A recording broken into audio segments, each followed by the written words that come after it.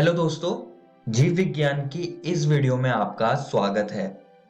आज भी हम आपका अध्याय वंशागति के आणविक आधार को जारी रखेंगे।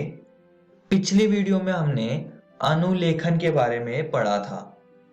इस वीडियो में हम आनुवंशिक कूट, जिसे हम अंग्रेजी में जेनेटिक कोड कहते हैं, इसको हम समझेंगे और हम रूपांतरण यानी कि ट्रांसलेशन की प्रक्रिया को भी जानेंगे।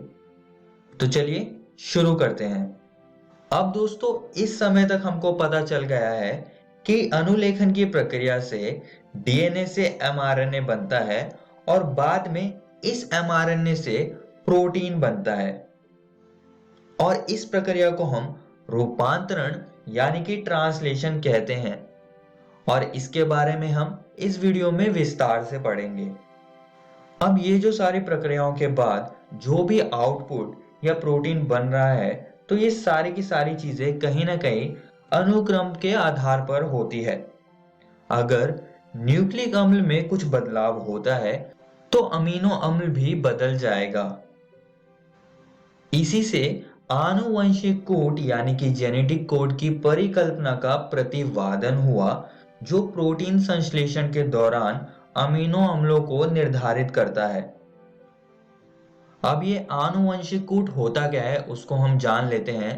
आनुवंशिक कूट प्रोटीन में आनुवंशिक सामग्री, जिसमें कि डीएनए या एमआरएनए अनुक्रम होता है, के भीतर एनकोडेड जानकारी का अनुवाद करने के लिए जीवित कोशिकाओं द्वारा उपयोग किए जाने वाले नियमों का समूह है। अब दोस्तों, हम ऐतिहासिक पहलू को समझेंगे कि ये सारी चीजें हम लोगों ने कैसे समझी। दोस्तों, एक भौतिकीविद थे जिनका नाम था जॉर्ज गेमो। इन्होंने कहा कि अगर 4 क्षार होते हैं, जैसे कि डीएनए के अंदर यूरेसिल, एडेनिन, ग्वानिन और साइटोसिन होते हैं, तब इन 4 क्षारों के समूह से कूट का निर्माण होता है, जो कि 20 अमीनो अम्लों का कूट लेखन करेगा।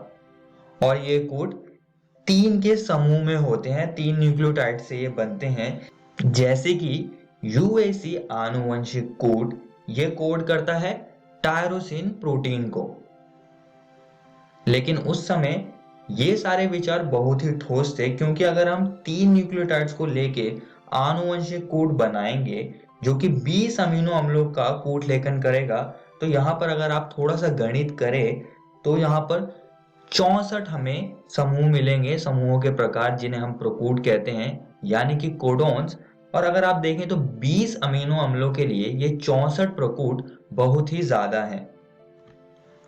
फिर बाद में कुछ वैज्ञानिक आए, जैसे कि मार्शल डब्ल्यू नेरेनबर्ग, जे हेनरिच मेथाई और हरगोविंद खुराना ने कहीं ना कहीं इस बात का प्रमाण दिया कि प्रकूट त्रिक होते हैं। दोस्तों, यहां देखिए, यह एक टेबल है जिसमें कि प्रकूटों को मैंने दिखाया हुआ है। ये कई अमीनो अम्लों का कूट लेखन करते हैं।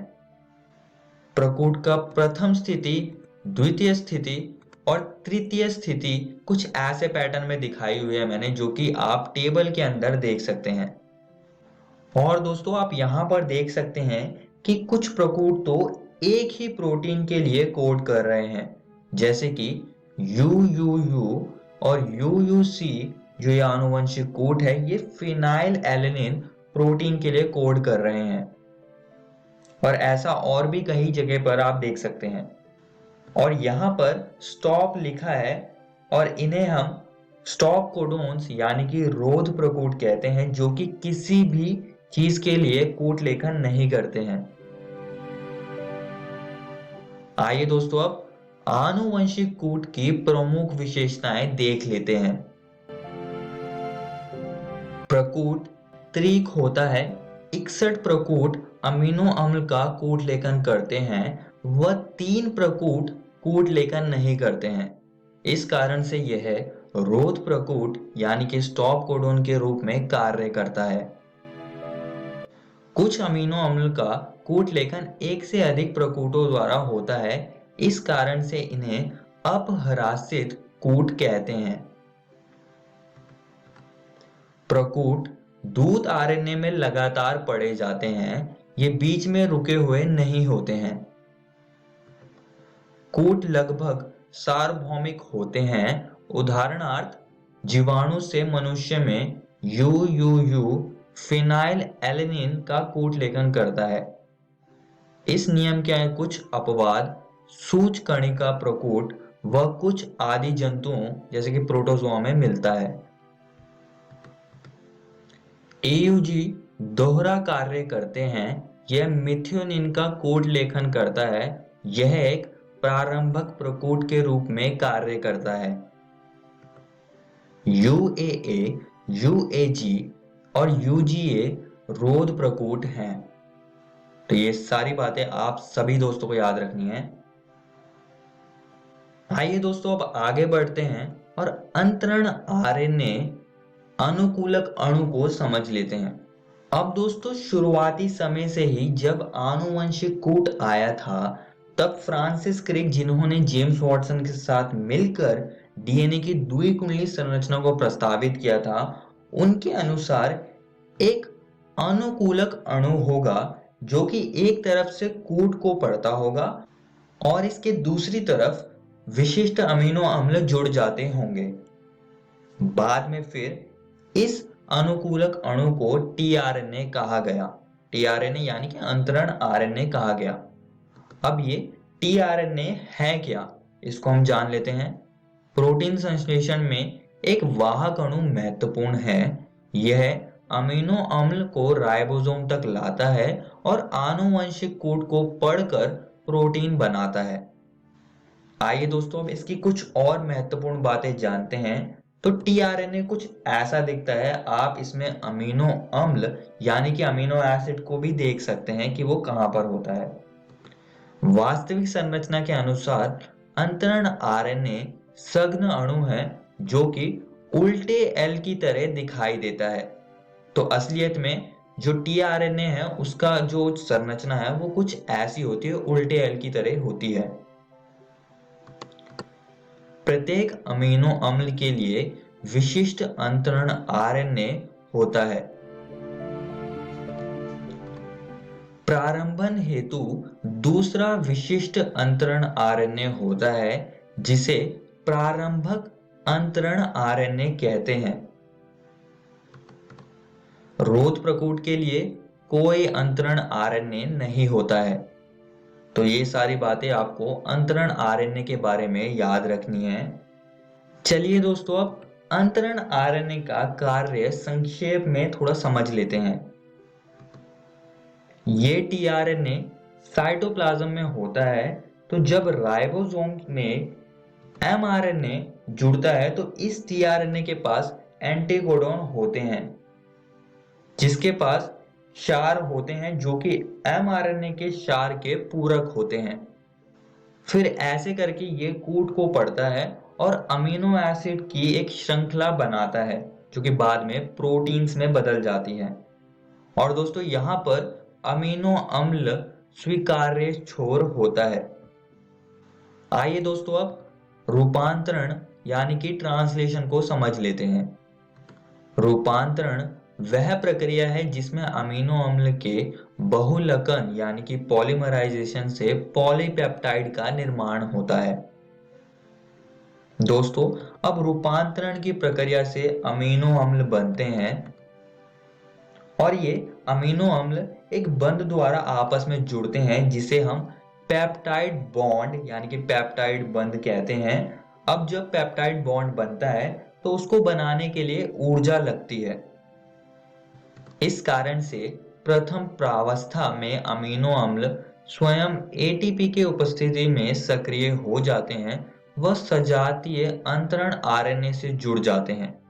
इस प्रक्रिया को अधिक स्पष्ट रूप से अंतरण आरएनए का आवेशीकरण या अंतरण आरएनए अमीनो एसिलेशन कहते हैं। आइए दोस्तों अब कोशिकीय कारखाने को समझ लेते हैं जो कि प्रोटीन संश्लेषण के लिए आवश्यक है। इस कोशिकीय कारखाने को हम राइबोसोम कहते हैं जिसके पास एक बड़ी उप एकक होता है और एक होता है छोटा उप एकक। और यहाँ पर आप mRNA यानी कि दूत आरएनए को देख सकते हैं। जब छोटा उप एकक से दूत आरएनए मिलता है, तब ये दूत आरएनए प्रोटीन स्थानांतरण की प्रक्रिया को शुरू कर देगा, यानी कि वो ट्रांसलेशन की प्रक्रिया को शुरू कर देता है। राइबोसोम पेप्टाइड बंध के निर्माण से उत्प्रेरक का काम भी करता है, जैसे कि जीवाणु में राइबोजाइम होता है एक। और दोस्तों mRNA में कुछ अतिरिक्त अनुक्रम होते हैं जो कि स्थानांतरित नहीं होते हैं, यानी कि जिसका ट्रांसलेशन नहीं होता है। इनको हम अस्थानांतरित स्थल यानी कि अनट्रांसलेटेड रीजन्स UTR कहते हैं। आइए दोस्तों अब रूपांतरण की पूरी प्रक्रिया को एक बार देख लेते हैं। अब दोस्तों अनुलेखन की प्रक्रिया के बाद ये दूत आरएनए केंद्रक से बाहर चला जाता है, साइटोप्लाज्म में चला जाता है और यहाँ पर ये mRNA राइबोसोम से जुड़ जाएगा। राइबोसोम mRNA का कोड पढ़कर अमीनो अम्ल भेजता है। अब अमीनो अम्ल 20 तरह के होते हैं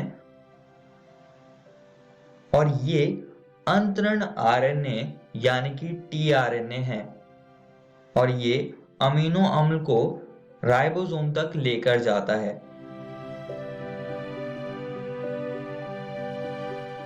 अब दोस्तों एक बार में सिर्फ 3 कोड पढ़े जाएंगे। अब जब एक तरीक पढ़ा जाएगा तो अमीनो अम्ल उत्पन्न होता जाएगा tRNA द्वारा।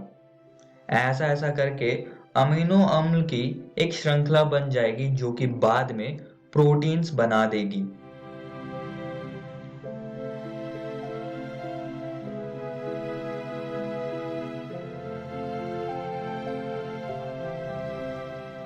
और दोस्तों कुछ ऐसे रूपांतरण की प्रक्रिया होती है।